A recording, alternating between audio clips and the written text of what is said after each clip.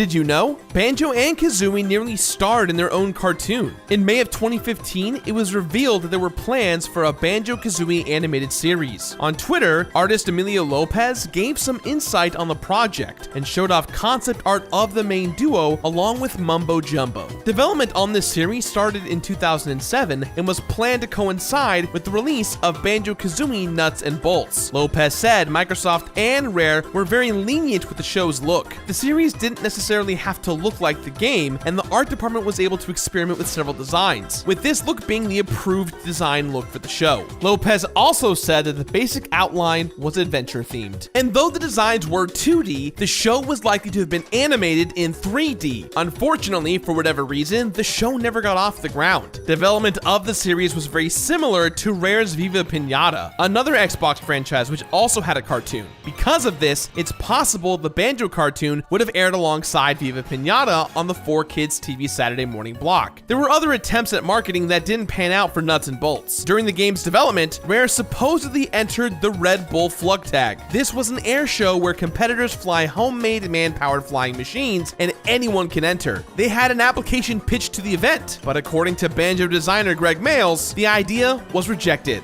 One interesting fact about the first Banjo is that there's 116 Mumbo tokens to collect, but the player can only legitimately obtain 115. Two tokens in particular are found in Mad Monster Mansion, one hidden inside a breakable keg in the wine cellar, and the other found in the area underneath Lago the toilet. These tokens were accidentally assigned the same bit in memory, and when one of them is picked up, the other simply vanishes into thin air. The Banjo games also have had some interesting regional changes. For example, Gruntilda is known for speaking in rhyme, but this was handled differently in the Japanese releases. It's extremely easy to rhyme in Japanese, so easy that it happens by accident constantly. Because of this, Japanese poetry never adopted a rhyming style and favored things like haiku and tanka instead. Since Gruntilda's rhyming would be lost in translation, the Japanese localizers removed it and gave her some unique speech patterns instead. She was made to speak like an old Japanese woman, using a verbal tick at the end of a sentence. Occasionally, she also holds some of her vowels longer than normal, making for an unusual way of talking. Jam Jars is the main rhymer in Banjo-Tooie, with his speech syncing up with the drill music. However, the Japanese game made no attempt to adapt this. He simply explains the moves out of sync with the drill music. After beating Grunty at the end of Banjo-Tooie, the main characters decide to kick her detached head around. However, this ending was altered in the Japanese release, with her head being concealed in a sack. This was likely changed to align with Japan's strict laws of dismemberment in media. In the Japanese version of Tooie on Xbox Live Arcade, the end cutscene plays out as it normally does in all other versions. When Banjo-Tooie was announced for Xbox Live Arcade, Rare said the game would be a note-perfect migration of the original. However, the game actually came with a number of glitches and oddities in the audio department. Certain enemy sound effects cut out early, and the theremin instrument lacks the vibrato it had in the original. This can be seen by comparing the sound when a Jiggy appears in the N64 version compared to the Xbox Live version.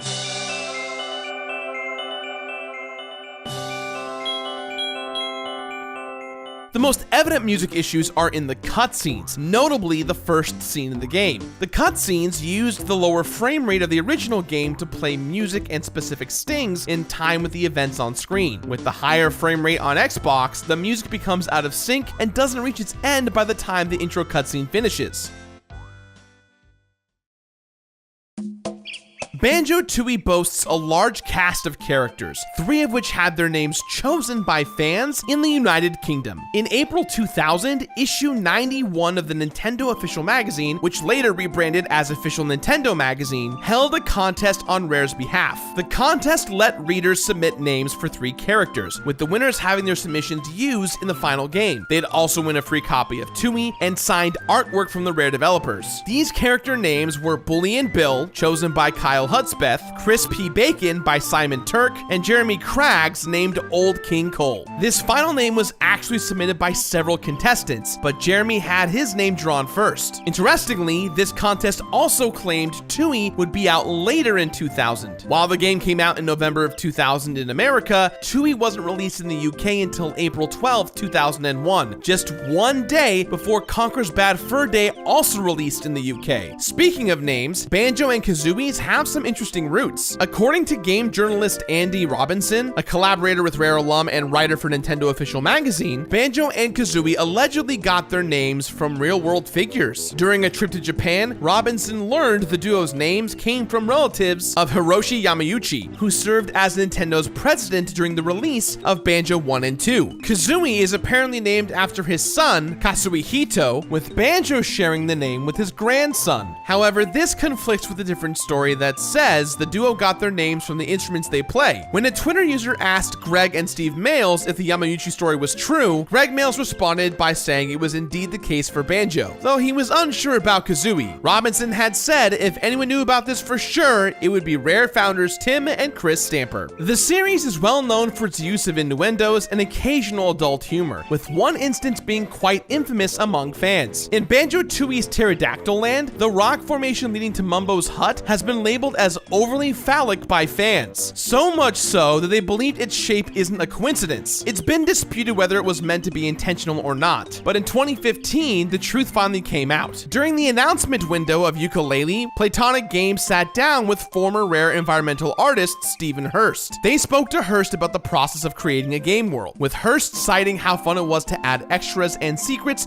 to a world's layout. Playtonic inevitably asked about the supposed phallus in Pterodactyl Land. Hurst sheepishly admitted to it, but at the same time tried blaming Greg Males for it. Hurst said, "I'm assuming you're referring to the infamous land mass in Banjo-Tooie's Pterodactyl Land. I lay the blame for that one on the feet of the designer. I can honestly say I've never knowingly inserted a phallus anywhere where it didn't belong." There's another loot secret hidden within the game. Often in game development, the file names of assets only loosely match up with that they're named in the final game. In the case of Banjo-Kazooie and Tooie, the animations for Kazooie firing eggs forwards and backwards are named Egghead and Egg-Ass respectively. It's a topic that hasn't been officially recognized for nearly 2 decades, but the worlds of Banjo-Kazooie and Donkey Kong are in fact connected. This is partly due to Diddy Kong Racing, which marked the debut of several characters who would later appear in series of their own. Banjo was planned to come out before Diddy Kong Racing prior to being delayed, with the characters officially debuting in a Donkey Kong game instead. Diddy Kong Racing's instruction manual also mentions Kazooie by name in Banjo's profile, saying the adventure took place before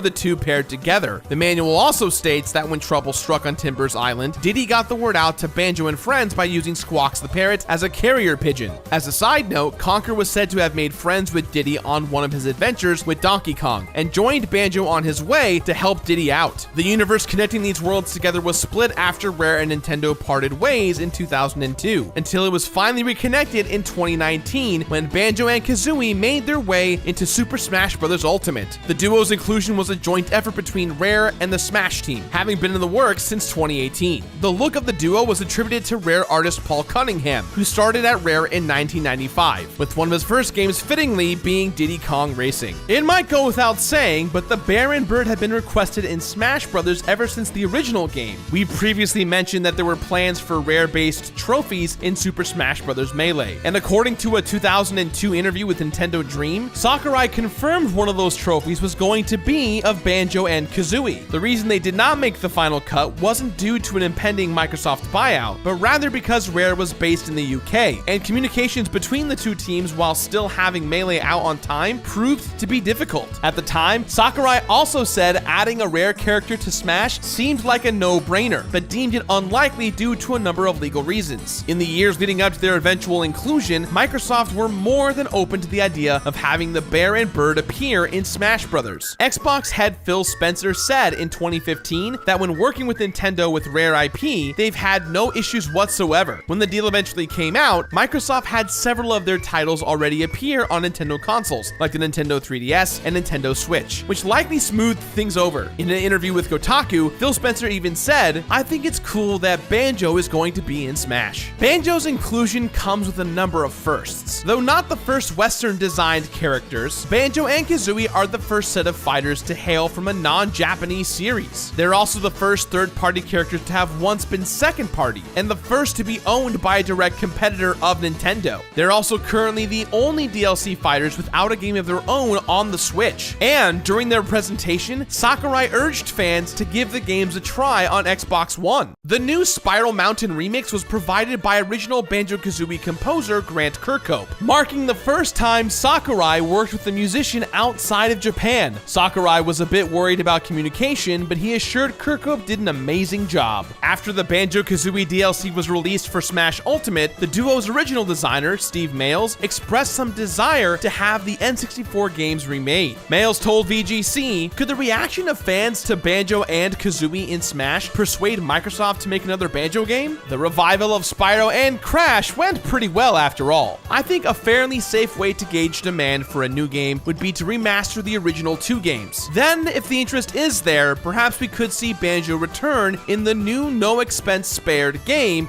he and Kazooie deserve." Here's a real high-class bout.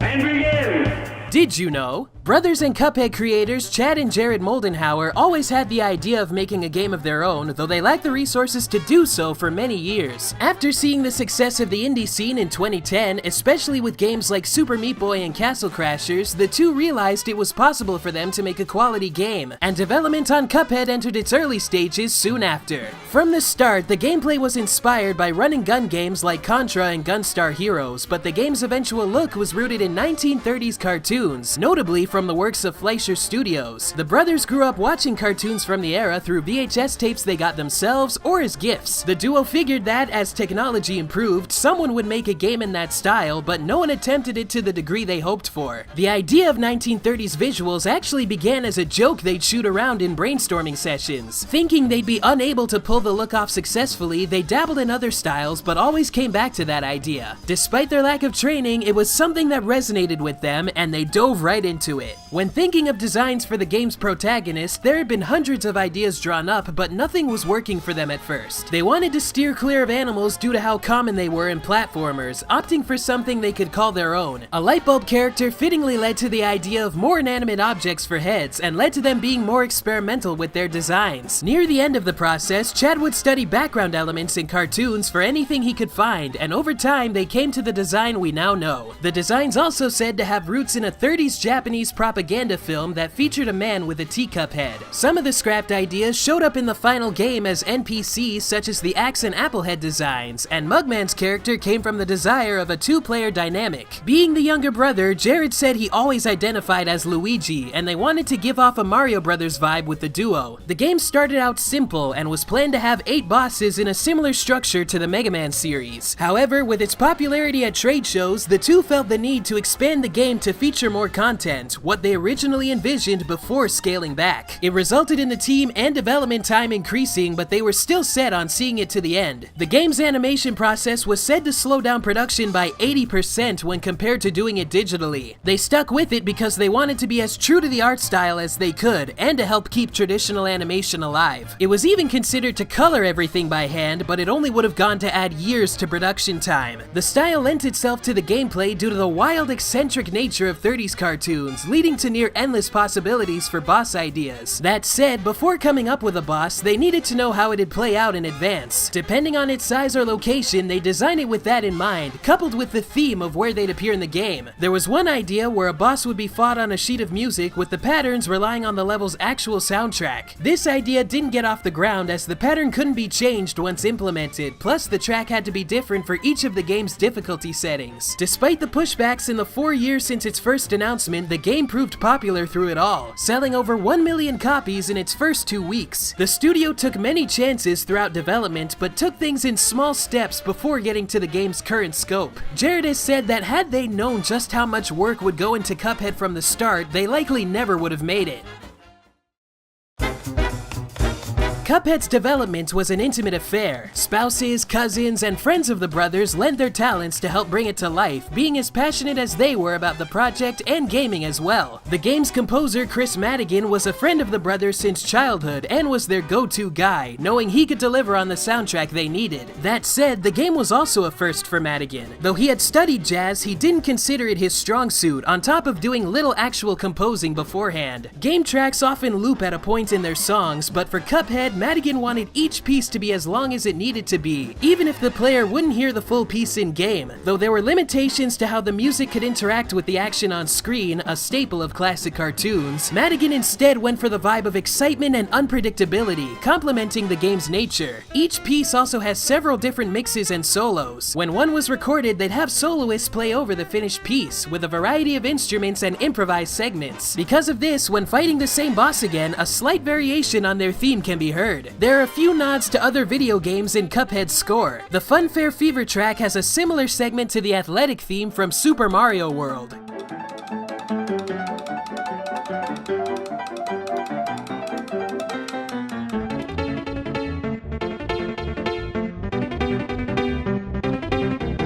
This bit, according to Madigan, was a crazy coincidence. If I did it on purpose, I would totally own it, but it's actually a fairly standard ragtime cliche in some ways. When Koji Kondo used it, it was already old. For a game that's full of homages, that was a total accident. The Mario series helped influence another track more directly. The Elder Kettle's theme was initially made for a possible water world that was cut from the final product. Madigan looked to Koji Kondo's method of scoring for water levels in the Mario Brothers soundtrack 33 1/3 book, noting that many are based on waltz numbers. Coincidentally, a master class he attended was covering how to write waltzes, and he saw it fitting to make one. There are dozens of references to games and animations sprinkled throughout Cuphead, with the team wanting them to act more as subtle nods than direct shoutouts. Goopy Legrand's look was inspired by early RPGs where enemies were commonly slime creatures, and was in Cuphead before their own boss formula. The third phase of Dramatic Fanatic is another nod to JRPGs, with Sally's stage plays cutout bearing a striking resemblance to Kefka from Final Fantasy VI. Grim Matchstick has roots in Mega Man 2's Mecha Dragon Boss, and his name references animator Grim Natwick, who worked on many Fleischer cartoons and, like Matchstick, spoke with a pronounced stutter. Dr. Call shares his surname with one of Disney's 9 old men, Milk Call, and the level Perilous Pier shows a building named Hotel Iwerks, referencing animator and co-creator of Mickey Mouse, Ub Iwerks. Baroness von Bonbon has design roots in not only cartoons, but also in actresses from the era, such as Betty Grable, Bibi Daniels, and Loretta Young. The Railroad Wrath bosses all have ties to Japanese yokai. The ghost with Tonome, a ghost with eyes on their hands, the skeleton with Gashadokuro, a giant skeleton, the train pistons possibly with long neck yokai such as Rokurokubi, and the head of the train with Oboruguruma, ox carts with faces that appear in the dead of night. The stage also draws parallels with Final Fantasy VI's Phantom Train, as both have the player make their way through a haunted train before fighting the train itself. The level Clip Joint Calamity is one huge shout out to the Street Fighter series. Ribby and Croak start the fight with Ryu and Ken's taunts, and their moves reference other fighters, from E Honda's 100-hand slap, Guile's Sonic Boom, Dalsim's Yoga Fire, and even Blanca's Roll. Their slot machine phase references the Street Fighter II bosses, with US Balrog depicted by the machine itself, and Vega, Sagat, and M. Bison by the slot patterns, as it shows snakes, tigers, and bulls respectively. Lastly, when the player dies to the devil in his second phase, his death quote will be, "Anyone who opposes me will be destroyed," which is directly lifted from M. Bison's Game Over quote in Street Fighter II.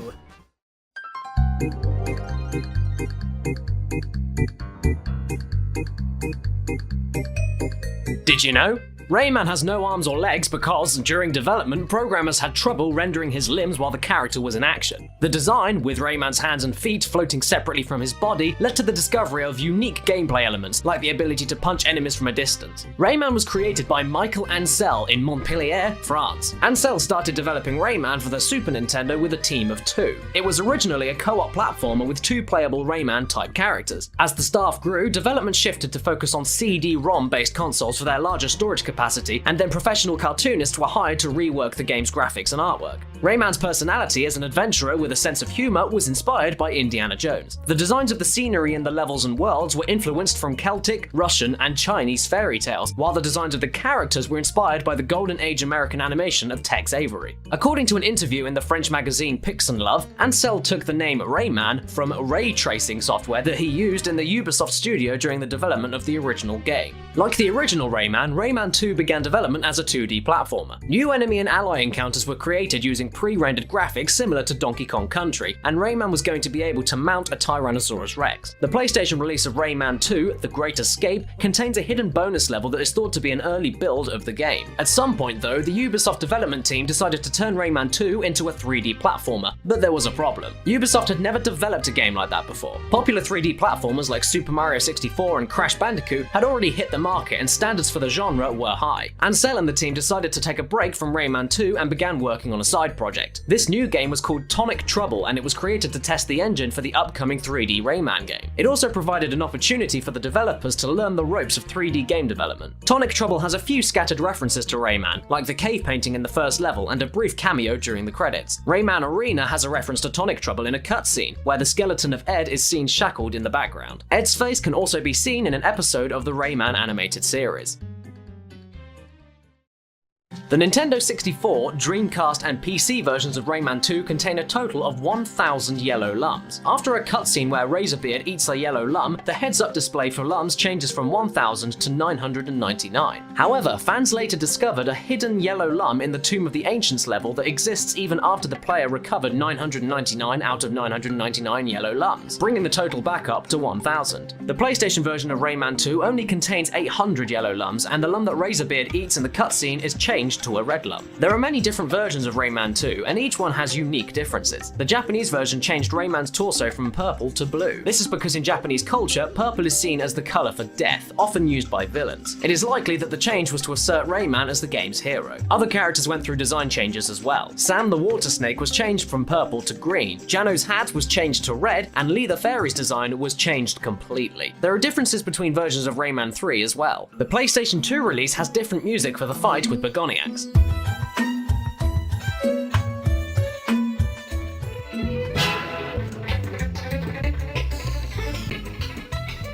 Rayman 3 has a hidden reference to Star Trek during the first Teensy Highway level. Near the O in the word love in the background, a silhouette of the Starship Enterprise can be seen partially obscured by the heads-up display. One secret room in the Headlum headquarters contains statues of Razorbeard and his minions from Rayman 2, sitting in the style of The Last Supper by Leonardo da Vinci. Dialogue in Rayman 3 frequently breaks the fourth wall. Ever played a video game before? Bug off, fairy! Zelda needs you! You were nicer in Rayman 2. See you in Rayman 4! What's interesting about that last one is that a game called Rayman 4 was never released, but there really was a Rayman 4 in development. It was being produced by Phoenix Interactive Entertainment, and some concept art reveals that it would have had costume transformations like Rayman 3. In 2012, more concept art made its way online, revealing that this game was going to return many of the locations from the first Rayman, like Bandland and Picture City. A different take on a sequel to Rayman 3 emerged in the form of a trailer at E3 2006. It depicted Rayman changing costumes and fighting a swarm of rabbids in the style of a beat-em-up, like Dynasty Warriors. Still images released online show Rayman riding several types of animals trying to escape the army of rabbids. This game, of course, became the minigame collection, Rayman Raving Rabbids, but it's interesting that the game originally started as a 3D platformer. Some other Ubisoft games have references to Rayman in them. Prince of Persia Warrior Within has Rayman's glove as an equipable weapon. It's indestructible and will knock down enemies when thrown at them. Rayman's popularity reached outside of gaming when it was announced that Rayman would be the mascot of the French Federation of Football for the 2014 World Cup.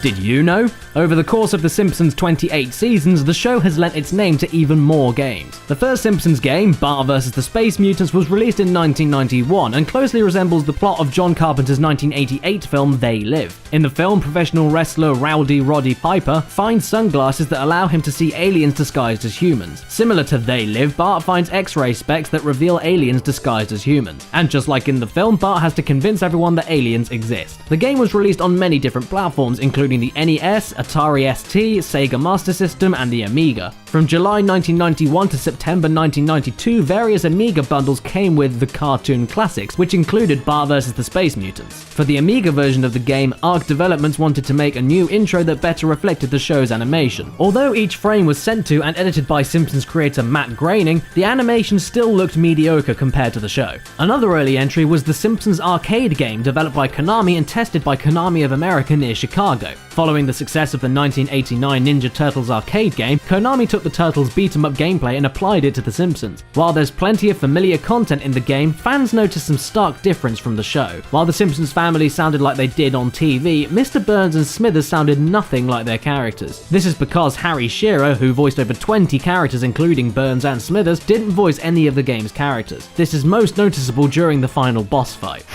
Welcome to your grave, sucker. Similarly, fans noticed a lack of another prominent voice, Hank Azaria. Azaria's absence meant that characters such as Moe and Otto were uncharacteristically quiet throughout the game. It's unknown whether their omission was due to availability, budget, or technical constraints. A gag that Konami included in the game were rabbits from Groening's first successful publication, Life in Hell. Published from 1977 to 2012, the comic strip involved anthropomorphic rabbits covering a wide range of themes. While some of the rabbits in the arcade games are enemies, there's another nod to the comic. If Marge is electrocuted, her skeletal silhouette has a pair of rabbit ears. According to Groening, he originally planned for Marge's hair to conceal a pair of large Life in Hell-esque rabbit ears. The ears were set to be revealed in Season 1's finale, but Groening decided to scrap the idea. Another interesting detail is that the Japanese game was notably easier than the international version. The usage of weapons was tweaked and the player's health could go past 100%. Even more surprising is the inclusion of arbitrarily placed atomic bombs, which only appear in the Japanese game. In February of 2012, both Xbox Live and PlayStation Network re-released the Simpsons arcade game. Unfortunately, the title was ultimately removed from both console stores and has not returned. In the early 90s, Bart's Nightmare was published on the Super Nintendo and Sega Genesis to a lukewarm reception. The game's designer, Bill Williams, was a celebrated developer with several acclaimed titles under his belt. Williams suffered from cystic fibrosis and spent much of his time thinking of new ways to experience games. Although he started making out experimental indie games, Williams would eventually take an office job making licensed games at Sculptured Software. While working on Bart's Nightmare, Bill would constantly have to rework the game so it fit executive demands. These orders came from the management of his studio, the Simpsons license holders, and even Nintendo. Unhappy with the corporate environment of the industry, Williams walked away from the project when it was nearly completed. He quit the game industry and enrolled in the Lutheran School of Theology at Chicago. His goal was to become a pastor, help people, and gain a stronger connection with the world. Sadly though, Williams passed away at the age of 37 due to his condition.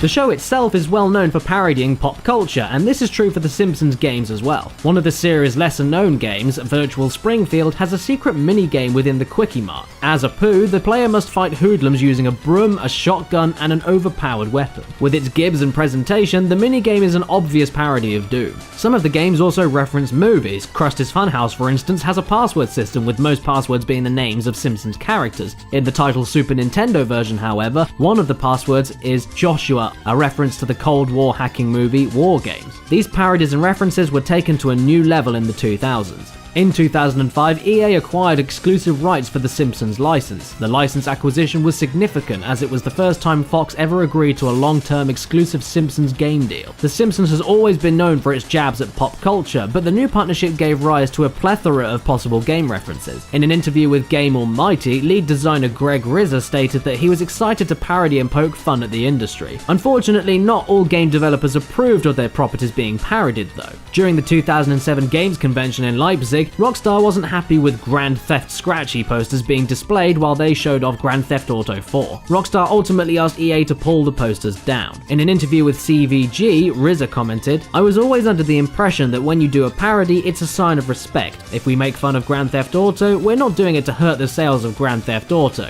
We've definitely had some reactions. We've had to pull stuff from the game." However, other companies like Harmonix and Capcom embraced parodies such as Sitar Hero and Mega Mole Man X. The developers used regular Simpsons show writers Tim Long, Matt Selman, and Matt Warburton to create over 8,000 lines of dialogue for the game. RZA referred to the Simpsons game as the first playable season of The Simpsons. While the game was the best received in the franchise, things took a sharp turn when EA released The Simpsons Tapped Out. Shortly after the title was released, it was pulled from the iOS App Store due to several problems. This included issues connecting to the servers, excessive bugs, and missing in-app purchases. As a freemium game, Tapped Out received criticism for its exploitative revenue structure and lack of gameplay. The phenomenon of freemium games led to them being mocked in a 2014 episode of South Park entitled Freemium Isn't Free, where the show's Terrence and Phillip app bears an uncanny resemblance to the layout of Tapped Out. The episode reveals the cycle of enticing players to spend real money to buy in-game currency in order to avoid waiting.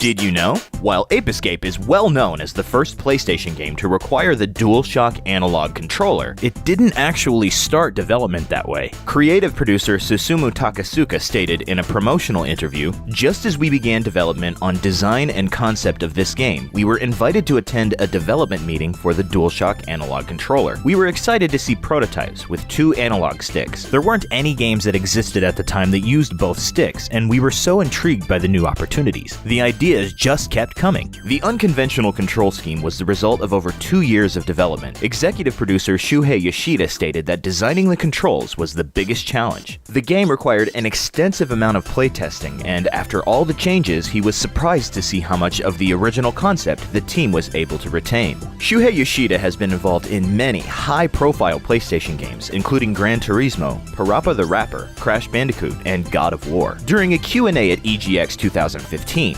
Yoshida stated that Ape Escape was his favorite game to work on in terms of hands-on development. The iconic soundtrack of the game was composed by DJ and electronic music artist Soichi Terada. Ape Escape director Masamichi Seke was inspired by Terada's track Sumo Jungle and asked Terada to create the background music for the game.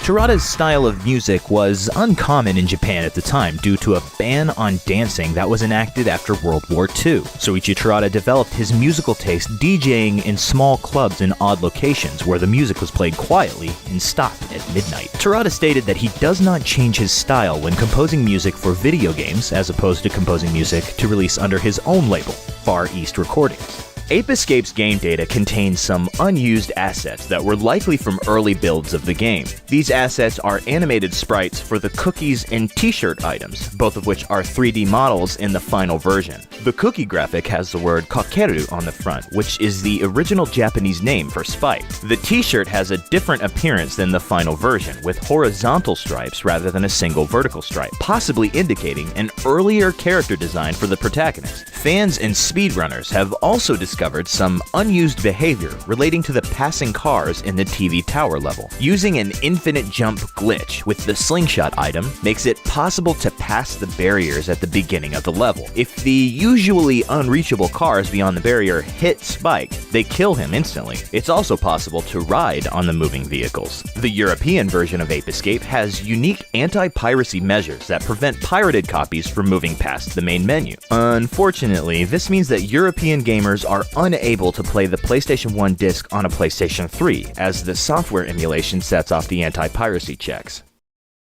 A wide range of references to pop culture and other video games can be found among the Ape Escape series. In the North American version of the first Ape Escape, the level Dark Ruins contains 4 monkeys with peculiar names: Stan, Kyle, Kenny, and Crapman, a reference to the 4 main characters from South Park. 2 different enemies from Ape Escape 2 were taken straight from the Japanese exclusive PlayStation 2 game, Space Fisherman. One of the morph power-ups in Ape Escape 3 references another TV show. The Cyber Ace morph is based on Japanese Super Sentai heroes, otherwise known in North America as Power Rangers. In the European translation of Ape Escape 3, the morph is called Gotchaman, a reference to the Sentai anime Kagaku Ninjatai Gotchaman. In Ape Escape 3, a minigame can be unlocked that references Metal Gear Solid called Metal Gear Solid, a portmanteau of metal and saru, the Japanese word for monkey, and a reference to Ape Escape's Japanese title, Saru Get You. The minigame features a Peepo monkey based on Snake that uses a banana gun. The monkey's mission is to rescue Snake, who is found at the end being tortured by a Peepo monkey. Metal Gear Solid 3 returned the reference with a minigame called Snake vs. Monkey. The game features Snake on a mission to rescue the same monkeys from Ape Escape. In the communication with the Colonel, Snake states, "If you want your monkeys,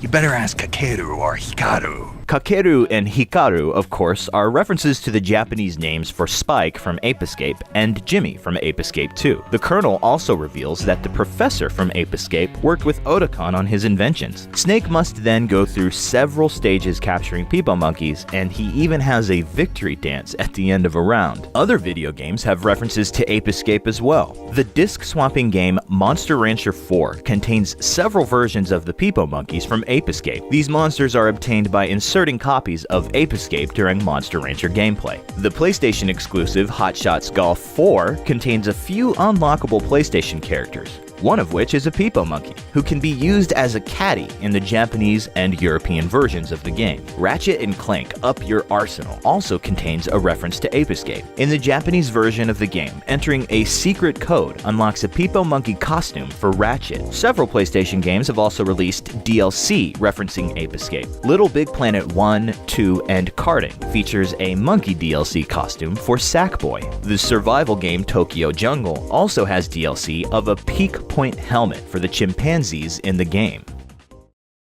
Over the years, the Ape Escape series has been adapted into 3 different animated series and 13 games including spin-offs. Of these games, only 7 saw a North American release, and 8 were released in the PAL regions. In 2006, fan communities reacted to an ad placed in Famitsu magazine looking to hire a team for the new Ape Escape game. The ad indicated that the game was the 4th entry in the main series of games. Nothing was heard of the project after, but several spin-off games came along following the ad. Sony potentially teased a 4th game 10 years later in 2016, but no official announcement was made. At the beginning of the year, the PlayStation's official Japanese Twitter account posted an image of a Peepo monkey and stated, "2016, Year of the Monkey. Today, Sony Computer Entertainment will begin working. #monkey, #Year of the Monkey." Unfortunately, no Ape Escape games were actually released in 2016.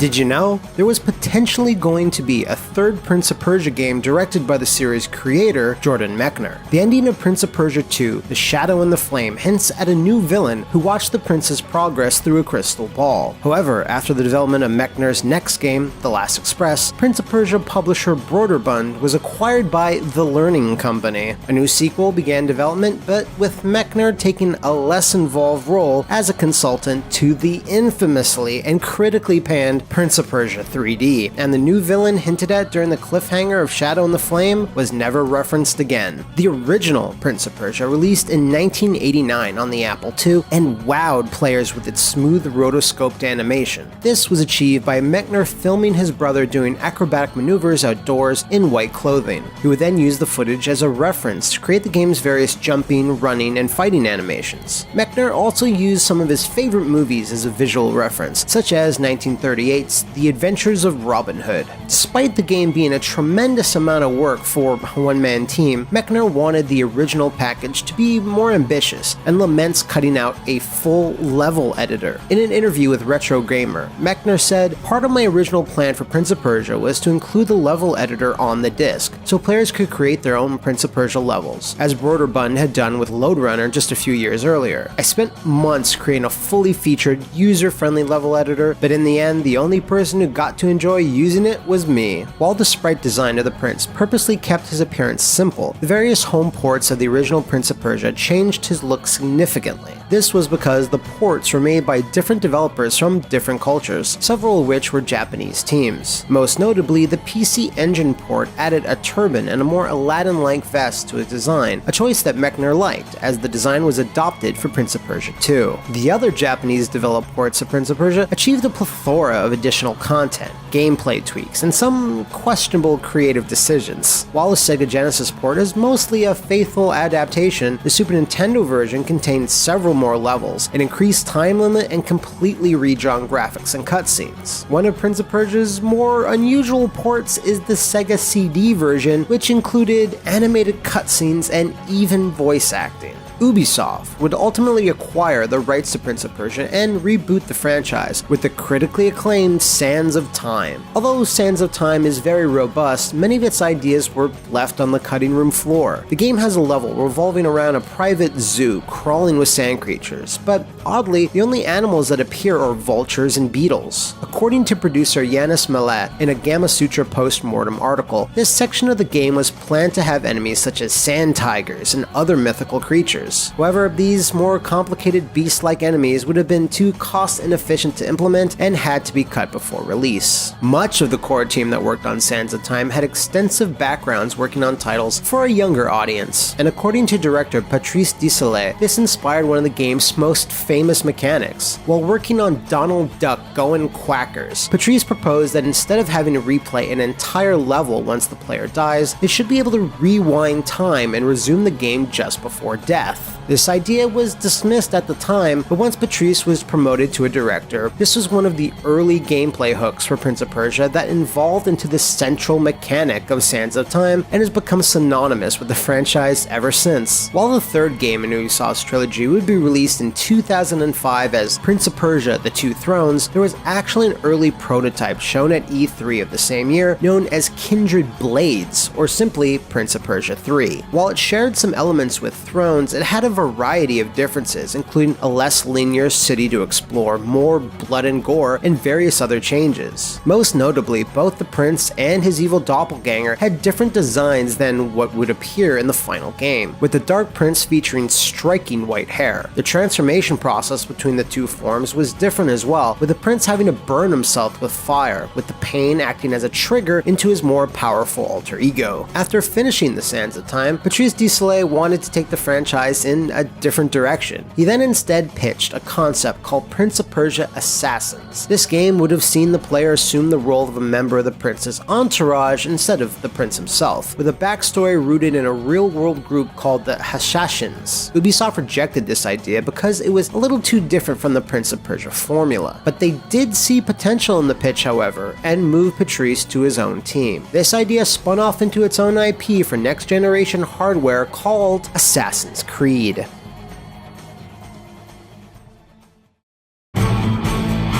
The Prince of Persia franchise has fallen victim to various information and media leaks over the years. One notable instance was Prince of Persia 0 having a multitude of character art leaked at the start of 2008, which lessened the impact of its reveal 4 months later. Then, in 2012, a screenshot appeared on Ubisoft's forums labeled Pop 02, which appeared to hint at a new unannounced sequel taking place in ancient Egypt. This was later discovered to be another project altogether called Osiris, which never had an official announcement before it was quietly cancelled. Although that project was put aside, Ubisoft did return to an ancient Egyptian setting with Assassin's Creed Origins 5 years later. Then in 2013, screenshots for another project labeled Character Action Platformer 2013 appeared on the website for developer CLIMAX Studios. Due to the aesthetic of the title, many speculated that the game was a new installment in the Prince of Persia franchise. CLIMAX Studio CEO Simon Gardner quickly responded to the speculation, explaining that the screenshots were indeed from a prototype they made for Ubisoft, but this never really went any further. Gardner never mentioned Prince of Persia by name. Interestingly, CLIMAX released the first in the Assassin's Creed Chronicles series in 2015, which happened to have very similar graphics and gameplay to those leaked screenshots. In 2004, Pirates of the Caribbean producer Jerry Bruckheimer acquired the film rights to the Prince of Persia franchise for Disney. MECHNER had previously considered making an animated adaptation of the series, but couldn't refuse Bruckheimer and Disney's offer. Mechner was also hired to write the story for the film, which was then adapted into a screenplay by other writers. Though the prince was unnamed in all of the games, Mechner gave him the name Dastan for the film. He came across the name in a passage in Ferdowsi's Shahnameh while researching for the script. The passage read, "I have named you Dastan, the trickster, and from now on you will be known by this name." Mechner liked this name so much that he decided to give the prince a name for the first time in 20 years. On the first day that Jordan Mechner met with Jake Gyllenhaal, the lead actor for the film adaptation, Gyllenhaal informed Mechner of another meaning of the name. In Persian, Dastan can also mean story, which Mechner felt was even more appropriate for the character and the narrative. Mechner was given an executive producer credit and got to fulfill his dream of working on a major motion picture. And while it received mixed reviews for a number of years, it was the most successful video game movie of all time, bringing in an estimated $335 million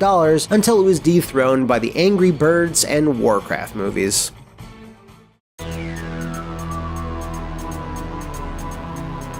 Did you know? The origins of Earthworm Jim come not from a game developer, but from a toy company. After their success with a Ninja Turtles deal, Playmates Toys wanted to create their own franchise to bank on. Unlike the Turtles, who saw success in other fields prior to video games, Playmates wanted to start with games right off the bat, taking a page from titles like Sonic the Hedgehog. They got together with programmer David Perry, who had previously worked for Virgin Interactive, and lent Perry the money to fund Shiny Entertainment. Perry assembled a team made up of ex-Virgin members who wanted to start with a license and later delve into original content. However, they didn't like any of the options Playmates offered them, having narrowly avoided a Beavis and Butthead game. The team decided to make an original IP and played around with a character called Snot, a blob of goo who could shapeshift. They did a few pencil test animations and seemed to be going ahead with that idea. At that time, the team had mentioned Doug TenNapel for the position of animator. TenNapel worked with Virgin before going to Shiny and is where he and Perry first met. The team liked Doug's work, but he had to prove he was Shiny material and was asked to make an alien creature with a walk cycle as part of his test. He presented a sketch of his Earthworm character, and upon seeing it, Perry and the team found their calling. They bought the rights to the character and TenNapel got the job. Several other characters from his demo found their way into what would become Earthworm Jim, and Shiny Snot Creature was repurposed as Jim's own pet. The design of Jim is in part due to hardware limitations. Many of TenNapel's drawings at the time had to be simple so characters were conveyed easily, and it offered more room for exaggeration. His human frame took inspiration from Warner Brothers characters like Bugs Bunny and Daffy Duck, and animating such anatomy posed a greater personal challenge. TenNapel did everything from brainstorming level ideas to voicing Jim himself, and the whole team took an active role pitching concepts for Jim's world. One feature that separated Jim from the competition was the game's brand of humor. The team held gag sessions, seeing what made them laugh and what they thought made fun gameplay. Anything that could be done was put in, and it was all made up as they went along. TenNapel had said in an interview with Killscreen that the key to Earthworm Jim was that we were cut loose to make our own game for the first time. We had all done multiple licensed games for everyone from Disney to 7-Up, so we were confined to a lot of content limitations. So we got to finally make our own thing, and I think Jim reflected the energy of the 8 Shiny guys at that period in our life. We listened to Monty Python CDs, loved They Might Be Giants, Beastie Boys, and Weird Al. So I think a lot of influences were trickling into our tastes at the time. Given their creative freedom, Jim was also very much a satire of video game cliches. Princess What's-Her-Name was a mockery of how damsels in distress were overused in gaming. We also reached out to TenNapel for further details, and he explained that Jim's entire persona is a take on everything superheroes and testosterone.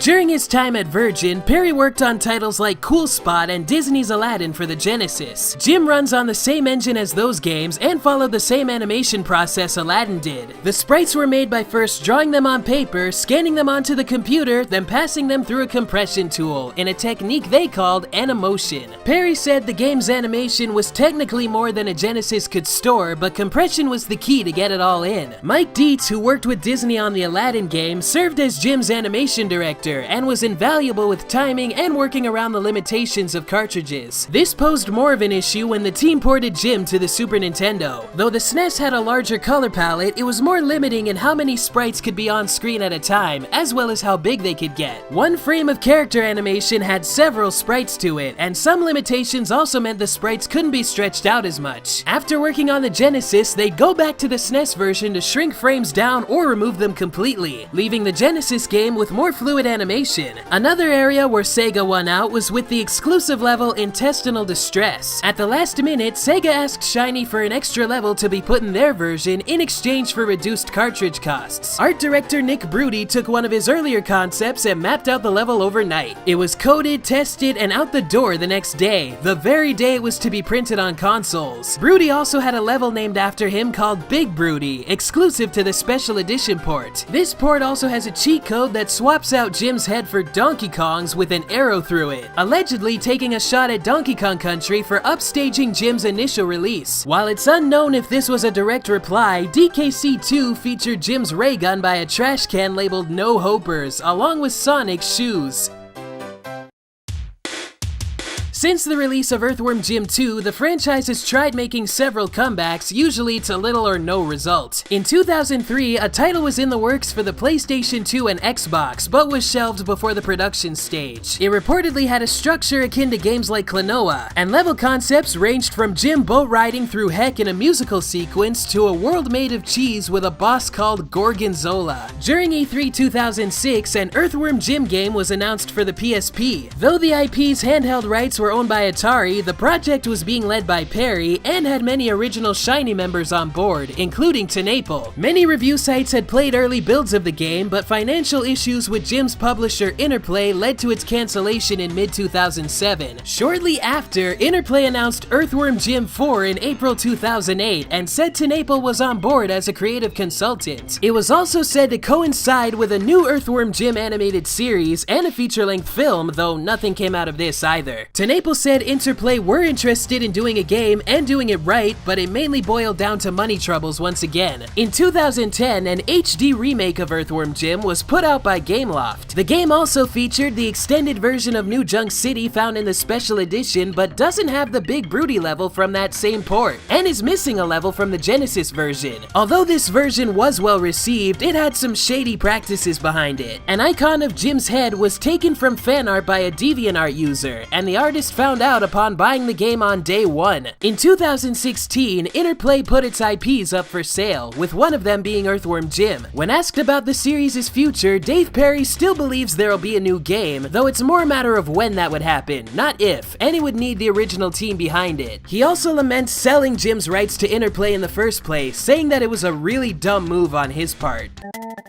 Did you know? The first Bubsy game was originally conceived as a licensed game based on the Cheetos mascot, Chester the Cheetah. But the developers decided to create their own character instead, so they wouldn't have to pay licensing fees. Bubsy was inspired by 1930s Max Fletcher cartoons and Sonic the Hedgehog. Bubsy's creator, Michael Berlin, wanted to break away from the story-based games and text adventure games that he was known for. After asking his producer to let him create a game like Sonic the Hedgehog, Berlin was rejected and told to go back to writing stories. That's all that you know.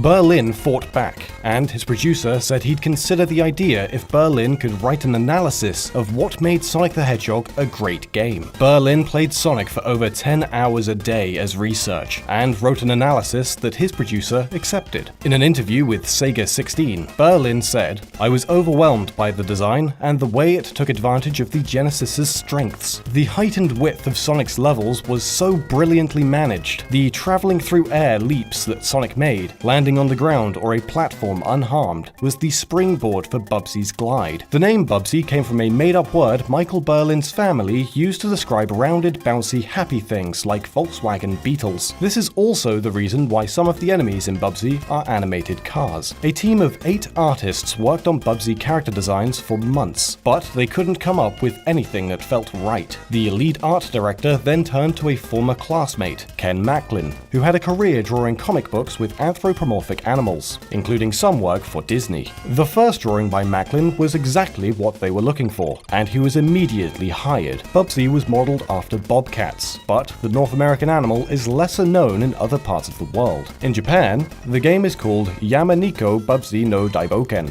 or The Adventure of Bubsy the Mountain Cat. Speaking of the Japanese release, the level select passwords in this version are unique. If the passwords are arranged in sequence, they make up the first 114 digits of pi. Bubsy was a huge multimedia project for the publisher Accolade. In fact, founder Alan Miller put so much money behind Bubsy that he effectively gambled the entire company on the success of the game. To save money on the production of Genesis cartridges, Accolade reverse-engineered Sega's cartridge copyright protection. Accolade did this to avoid Sega's official licensing channels. If Accolade had licensed with Sega, they'd be charged a $10 fee for each cartridge on top of publishing costs, and their games would have to release exclusively on Sega platforms. This would severely tax and reduce the income potential of the company. Accolade's copyright workaround led to a legal battle against Sega. Accolade were hurt early in the proceedings, as they had used a small amount of Sega's code to get past the copy protection. However, the judge ultimately ruled that Accolade's use of the code fell under fair use, for two main reasons. One, Accolade wrote the majority of their own code, and two, because Bubsy and Accolade's other Genesis games were multi-platform, meaning Accolade did not depend on Sega's system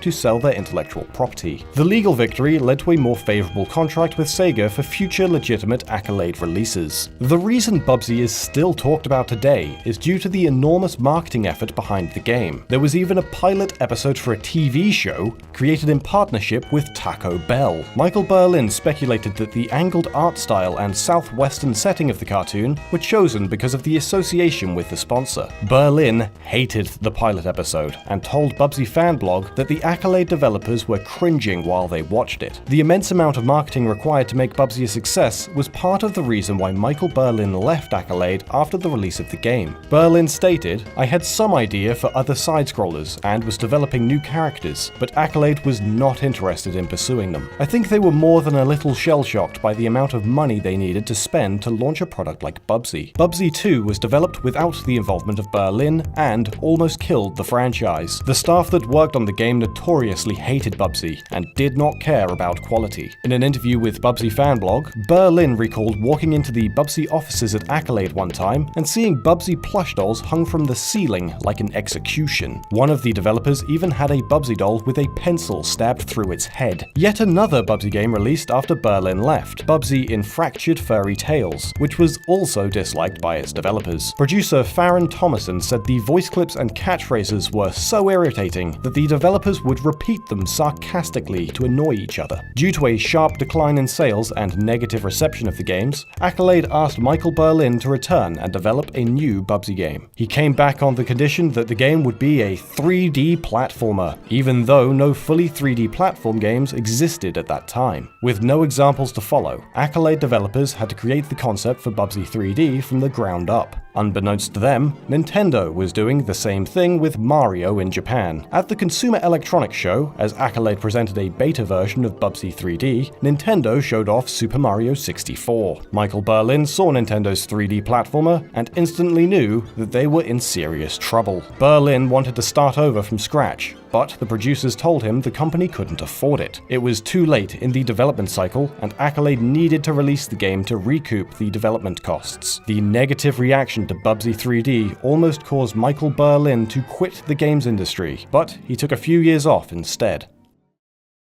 The Bubsy series has a few surprising connections to other video games. Bubsy 3D directly led to the development of the PlayStation shooter Siphon Filter. Creative director John Garvin told IGN, "The reason Sony came to us and gave us that project was because of Bubsy. Sony wanted a game to compete with Nintendo's GoldenEye 007 and asked Berlin's company, SIE Bend Studio, to create the game. This was because not only did the team have experience developing 3D games for the system, but they also had a working engine engine from Bubsy 3D. Michael Berlin went uncredited for his work on Siphon Filter by request. He felt certain aspects of the game were in poor taste, like the parts where the player shoots nuns and monks. Some of the same developers from Bubsy 3D and Siphon Filter also worked on the Uncharted games for the PlayStation Vita. Long before that, however, Michael Berlin helped Naughty Dog developers create their first game, Keef the Thief. Ironically, that team went on to create Crash Bandicoot, which helped seal Bubsy 3D's fate as a subpar 3D platformer. Bubsy's clothing is the subject of some amusing facts as well. While the character design was still in development, Accolade's marketing department wanted Bubsy to wear pants. But Michael Berlin wanted a classic Donald Duck-style character and was strictly opposed, telling them, "Not on your life." The exclamation mark on Bubsy's shirt was intended to change based on Bubsy's expression, but this idea was dropped because of time restraints and memory limitations. Instead, the color of Bubsy's exclamation mark indicates which controller is being used, red for player 1 and green for player 2.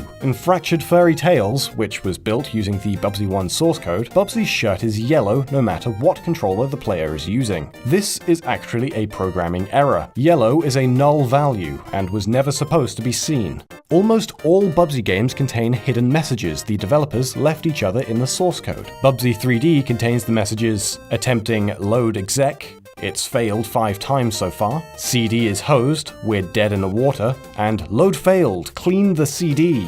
One leftover comment in Fractured Fairy Tales states, "No smutty comments please," suggesting some inappropriate developer comments were deleted. The SNES port of Bubsy 1 contains a hidden credit to Basement Boys Software, a Commodore 64 hacking group from the mid-80s. Their involvement in the game is unknown, but some of its members were a part of chip-level designs, who created sound programming for a few Super Nintendo games. This same credit also appears in the game Cool Spot, also on the SNES. Some Bubsy games were planned to be ported to more consoles, but these ports were cancelled. Bubsy 3D was supposed to come out for the Sega 32X and the Sega Saturn, but were likely dropped due to poor sales of both the Sega systems and Bubsy 3D. Interestingly, Bubsy 3D also has no memory card support in the European release, and uses a password system instead. Bubsy 2 was going to be ported to the Sega Game Gear, and would be similar to the Game Boy port of the game. Evidence of the port was found many years later on a backup disc that belonged to an id Software employee, Dave Taylor. This came as a surprise to many, because unlike the Sega Saturn port of Bubsy 3D, the Game Gear port of Bubsy 2 was never officially announced.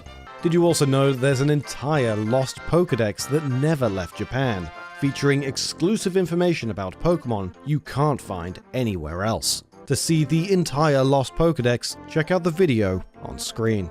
My buttons drop deep because I'm the GOAT. Always win and play, so grab your coat. Beyond these walls, life is defined. I think of SNES in a gamer state of mind.